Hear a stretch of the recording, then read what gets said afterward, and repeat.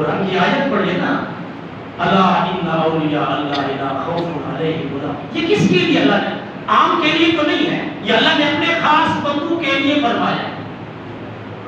اچھا قرآن میں ہے شیطان جس کو گمراہ کرتا ہے وہ رب سے دور ہو جاتا ہے، اور جس کو گمراہ نہیں کر سکتا وہ رب کے قریب ہو جاتا ہے۔ اور قرآن میں ہے جب اس کو مہلت ملی اور اس نے کہا فَبِعِزَّتِكَ لَأُغْوِيَنَّكَ أَجْمَعِينَ، اللہ کی بارگاہ میں کہتا ہے میں تیرے سارے بندوں کو گمراہ کر دوں گا۔ کیا کہہ رہا ہے؟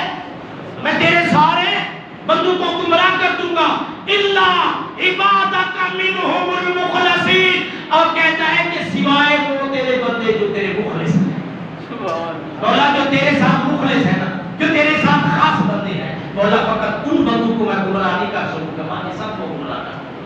اب بتاؤ جو اولیاء اللہ ہیں، جو مقرب بندے ہیں، جو مقربین ہیں، ان کے بارے میں کہنا جی وہ بھی ہماری طرح ہے، اللہ کا بندہ خاص بندوں کے بارے میں تو شیطان بھی گھبرایا ہوا ہے، اور تم نے تو اللہ کے ولیوں کے بارے میں ایسی باتیں کر دی کہ توبہ توبہ استغفار، شیطان کی بھی اتنی ضرورت نہیں جتنا تم نے ضرورت ہے۔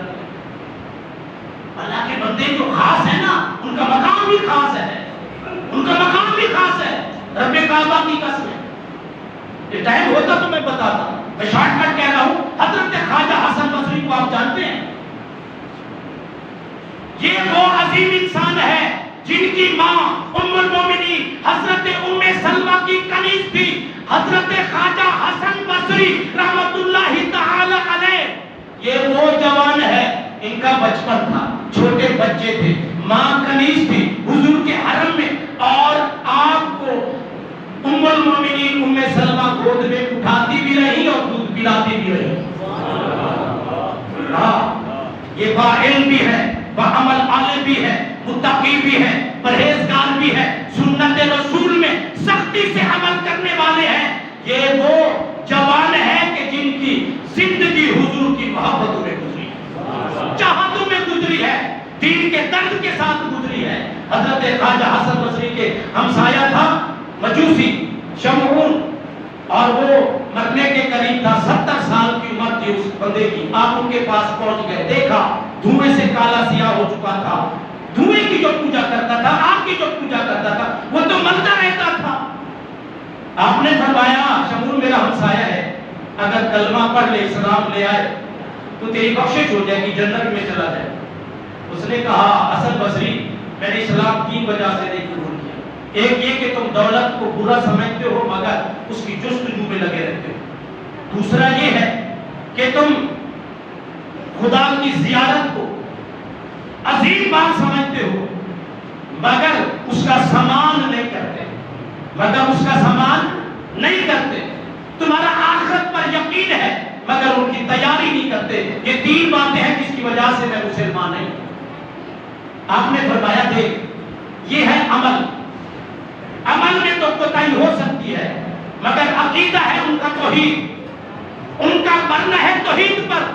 تو یاد رکھ جس آگ کی تو پوجا کرتا ہے کہ یہ تیرا خدا ہے، ہم دونوں آگ میں جاتے ہیں، وہ پہچان نہیں کر پائے گی کہ میرا پجاری ہے کہ نہیں ہے، وہ تجھے بھی جلا دے گی مجھے بھی، لیکن سن میرا خدا وہ ہے اگر وہ چاہے تو مجھے آگ سے بھی بچا سکتا ہے، آگ بھی مجھے تکلیف نہیں دے سکتی۔